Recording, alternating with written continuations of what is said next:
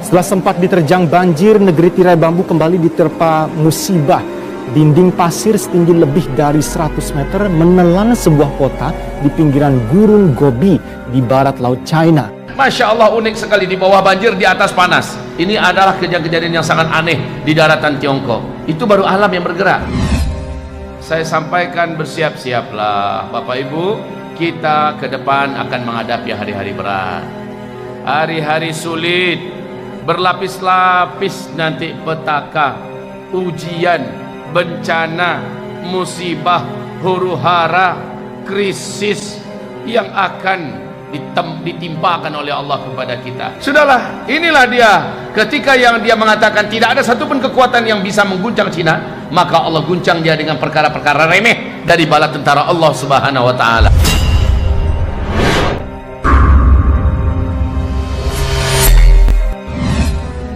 Assalamualaikum warahmatullahi wabarakatuh.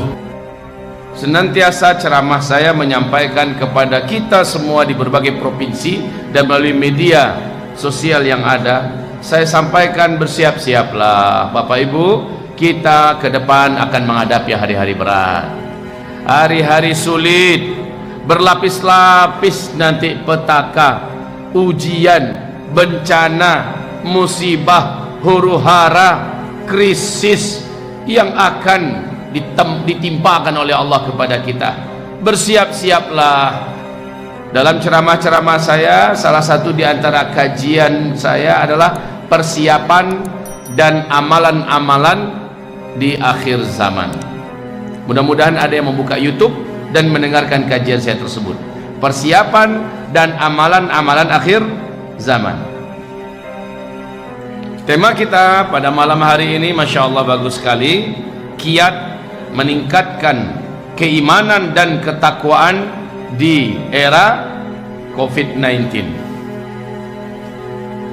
Ibarat Allah yang kami muliakan, 1442 Hijriah adalah tahun di mana kita memanen iman kita selama ini. Ini tahunnya kita memanen iman kita selama ini. Maksudnya Pak Ustadz? Maksudnya siapa yang sebelumnya imannya sudah bagus, imannya sudah terbentuk dan kuat, amal solehnya sudah memadai, amal solehnya sudah banyak, sekarang buahnya.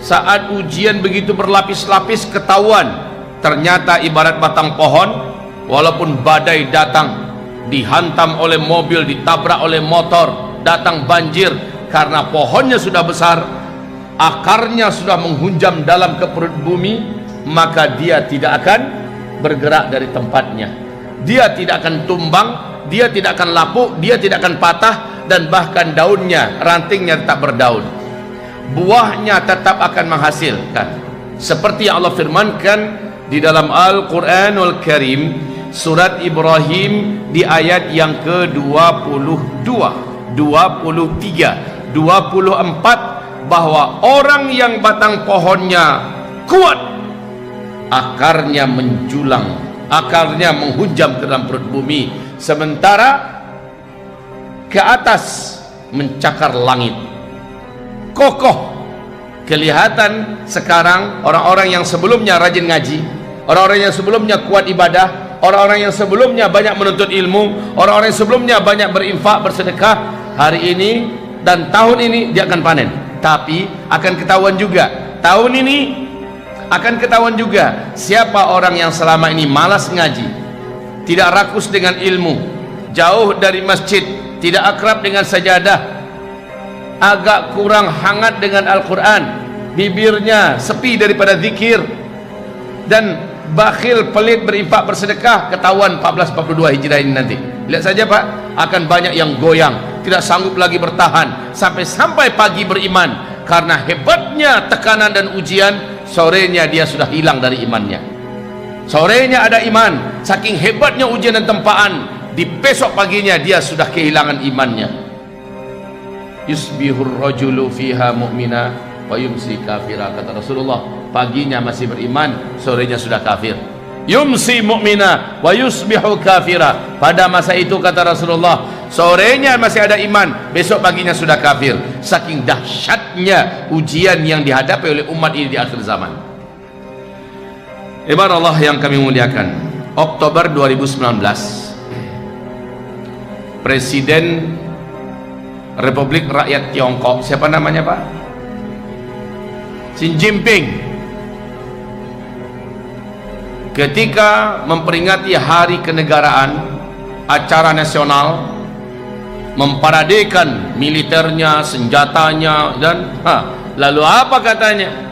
Tidak ada satupun kekuatan di bumi ini yang sanggup mengguncang Cina. Ini pernyataan penuh dengan kesombongan, kakak beradiklah dengan pernyataan Firaun, ana rabbukumul a'la, tidak ada yang sanggup melebihi saya, tidak ada yang lebih hebat dari saya, lebih kuat dari saya, lebih terhormat dari saya, ana rabbukumul a'la. Dan Allah hinakan si Firaun. Tidak berapa lama Allah bayar tunai semua. Hari ini apa yang terjadi Bapak Ibu? Lebih 44 hari daratan Republik Rakyat Tiongkok diguyur oleh hujan yang sangat lebat tidak putus-putus. Lebih dari setengah daratan Republik Rakyat Tiongkok tenggelam sampai ke tingkat 4 meter. Tiap hari kita bisa mengikuti berita-beritanya betapa mengerikan kondisi sekarang. Bukan hanya banjir, gempa juga, longsor juga, gunung meletus juga. Ke atas angin badai puting beliung, salju sebesar-besar bola pingpong, kemudian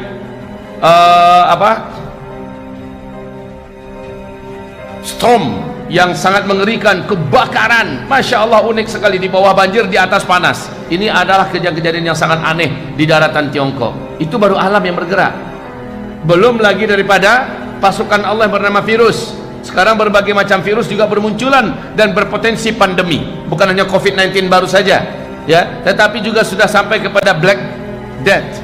Ini juga sudah muncul penyakit virus yang dulu pernah menghabiskan 50 juta warga Eropa, muncul di Mongolia, Cina hari ini.